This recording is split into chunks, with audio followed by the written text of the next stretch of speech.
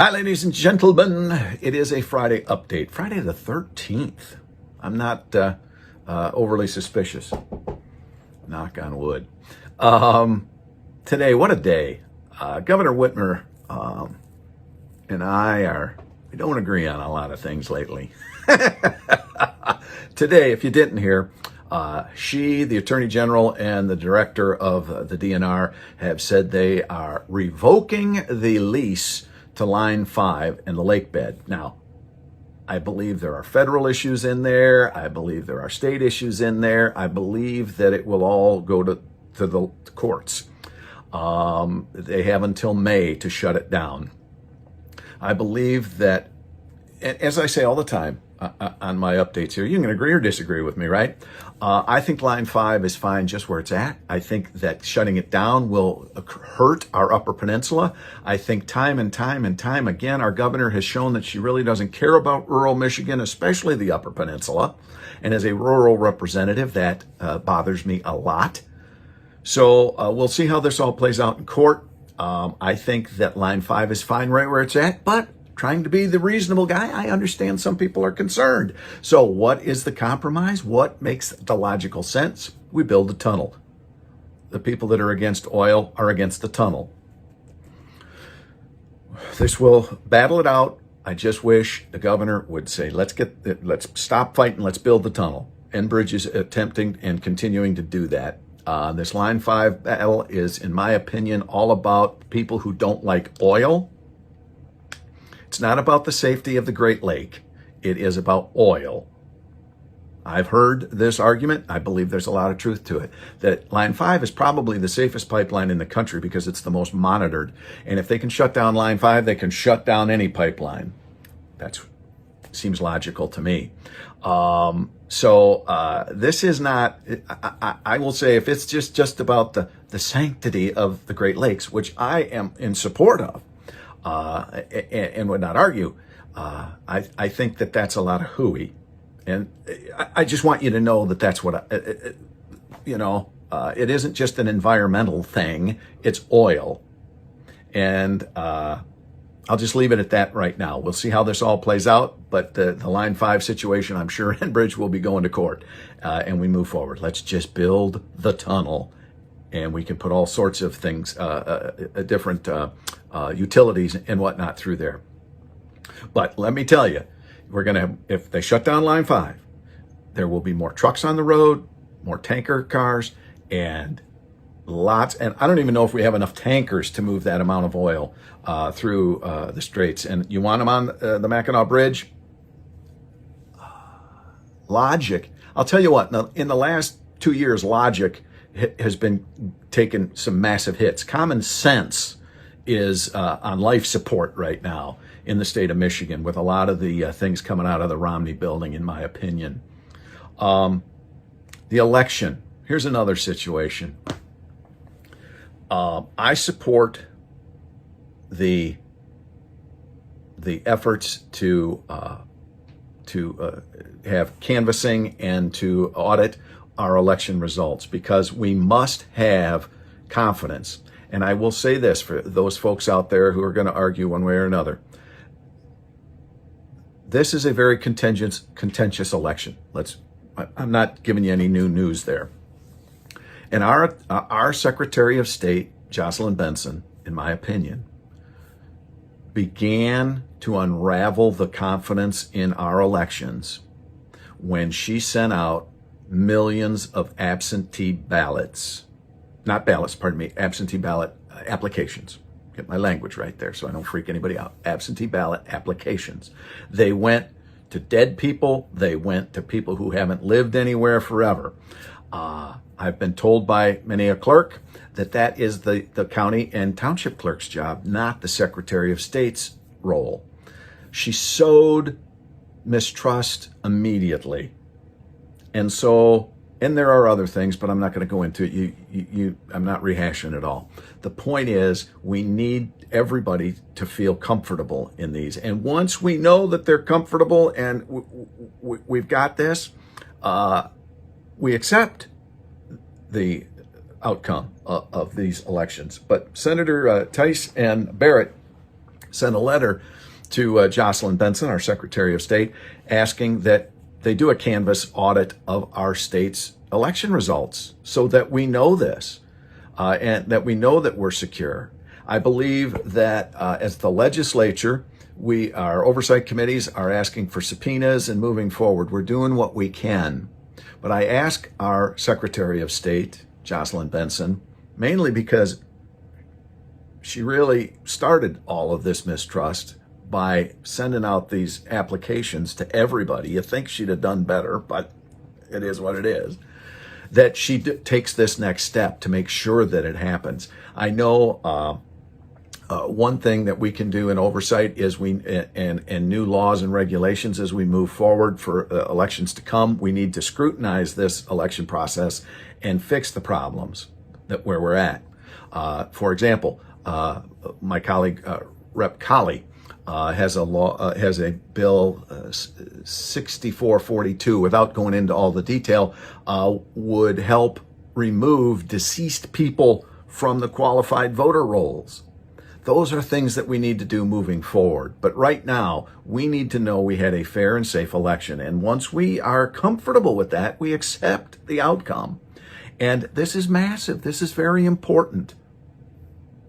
Our election process must be secure. And so I am supporting all the efforts to do this. I back the letter from the two senators to our Secretary of State. Please, Secretary Benson, do the proper thing and let's canvass and audit all our processes so that we can be sure that everything that happened on November 3rd was accurate. I think everybody deserves that, especially Secretary Benson, because of what you did to kick this all off. I believe the Secretary of State, and other reasons, but her massive mailing sowed the seeds. So I believe it's up to her to make sure that this happens and we move forward. So, and of course, the president and his party, also the National Party, have to do things, and they are. So we move forward. It is an interesting time. It really is. It's a little crazy going on right now. And I would be remiss if I did not talk about COVID. If you did not watch my update last night, I would suggest you do. I also posted a link to a press conference with the hospital CEOs and whatnot from across the state. Our hospitals are being taxed. They don't want to shut down elective procedures because when they finally reopen things back up like they did this spring, they found that people were sicker. So we need that to continue. Even the hospital CEOs are not in favor of a shutdown. So you don't need to type in cap letters, no shutdowns. I don't advocate it. And even our CEOs of the hospitals are saying, no, it's not a good thing. But what we need is personal responsibility here. And what we're seeing is infections not coming from the grocery store or even the workplace, but from social gatherings, from high school kids getting together in large numbers to whatever, anniversaries and that sort of thing. So be careful at deer camp, guys. You know, that pickled bologna might help ward off the COVID bug, but let's be careful, all right? But the point is, we need to help our hospital workers. And a couple of things that really stuck out with me yesterday, listening to those hospital leaders say that, you know, when there's a crisis, pick it. You get through it on adrenaline. You just go, right? And that's what happened this spring. Our hospital frontline workers and all their support staff got through the spring on adrenaline. But they've been dealing with it now for 8 months. This is almost like a soldier in battle, right? You get fatigued. And that's where our hospital workers are right now. They're fatigued and they're also dealing with illness. So we need, and what I said yesterday, and I'll say it again, one of the things that really stuck with me out of that group, out of that press conference was, for the first time, because this didn't come from the governor's office, this came from the hospital folks, they asked for help. as opposed to the state's response so far, which has been telling you what to do. They asked. So here is what our hospital folks are asking, our doctors, our medical folks. This is what they're asking if you missed it. Protect the vulnerable. Protect the vulnerable. If you're not feeling well, don't go to Granny's. I had a friend of mine tell me that, that's how it's always been. You got a cold. Hey, son, you can't go see Granny today because we don't want Granny getting sick. Protect the vulnerable. Limit social gatherings. Thanksgiving's right around the corner. The close family, that's one thing. But a bigger group, don't do it. Not this year. Limit social gatherings. Now, you could say don't have anybody other than your immediate family, but I want to be commonsensical about this. You might invite a friend over, that sort of thing. But let's be smart. One of the things they were commenting about in this is with social gatherings, we go to the grocery store and we don't trust anybody. We got everything. But we get in a social gathering and we know Charlie and Susie and they don't have COVID, right?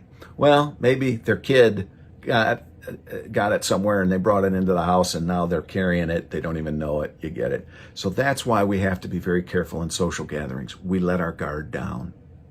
And that's why social gatherings have really become a big deal. So protect the vulnerable, limit social gatherings, especially with the holidays coming. All right, let's be smart. Also, social distancing, whether it be at stores or even at the social gathering, right? 5 of you don't need to be on the couch together, right? Throw a few pillows down. Let the kids sit on the floor. Social distance, sanitize, wear a mask, and this is what I say. They say wear a mask. I say wear a mask if you're able and willing. I don't believe in mandates. I believe in asking people to do things. Wear a mask if you're able and willing. Now, we can argue whether masks are good or bad or whatever.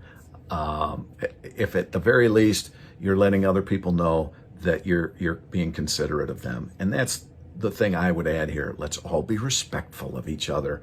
Our hospital workers, our frontline workers, our care workers and their supporters need our help. Hospitalizations are up.